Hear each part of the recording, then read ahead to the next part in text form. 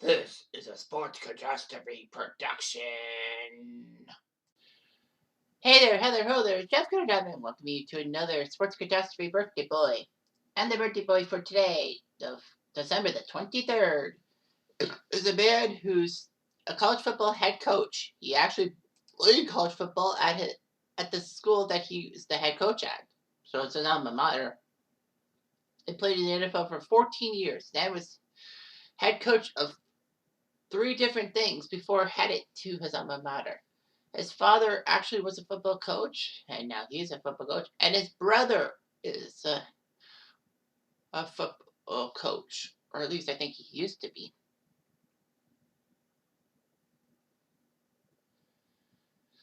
So he did a lot of weird things happen and all that. And he led his alma mater to a shocking win over Ohio State this year. The first time in over a decade it happened. And now they are in the college football playoff semifinals. He is Jim Harbaugh. So Jim Harbaugh moved frequently because his father had assistant coaching positions with Morehead State, Bowling Green, Iowa, Michigan for 6 years, Stanford, and Western Michigan.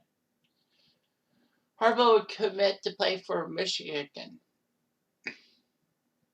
All that.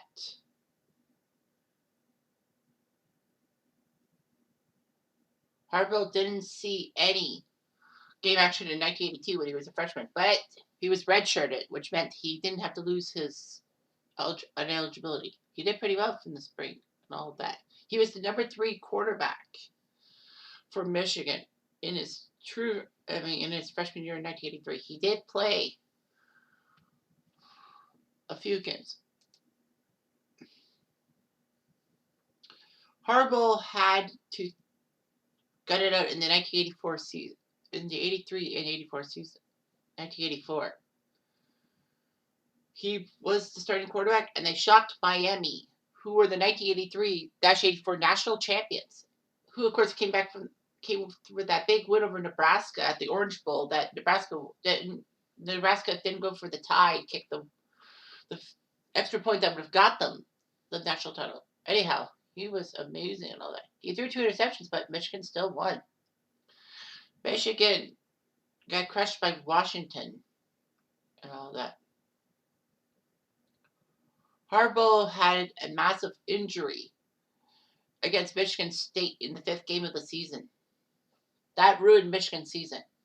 And ironically enough, when I talked about BYU a couple days ago on this day, that was the team. That was the 1984 Michigan team that got crushed by BYU, that held on against BYU, but BYU still was a national champion. Harbaugh's arm healed, and was hoping that the 85 Michigan Wolverines would do so well. He looked pretty good and all that.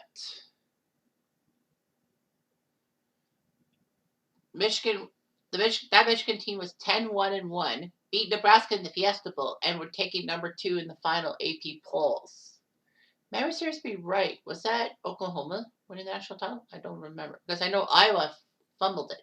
Because Iowa and Michigan played that famous 1-2 matchup in 1985 that Michigan lost to Iowa. But anyway, Harbaugh looked pretty good.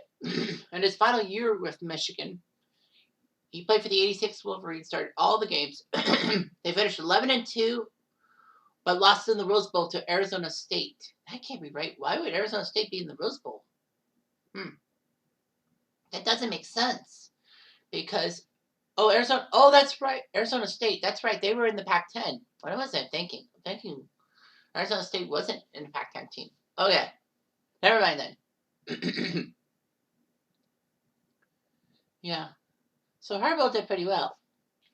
So he went to the 1987 NFL draft. It was drafted in the first round, 26th overall by the Chicago Bears. The Bears. He was not the first quarterback drafted.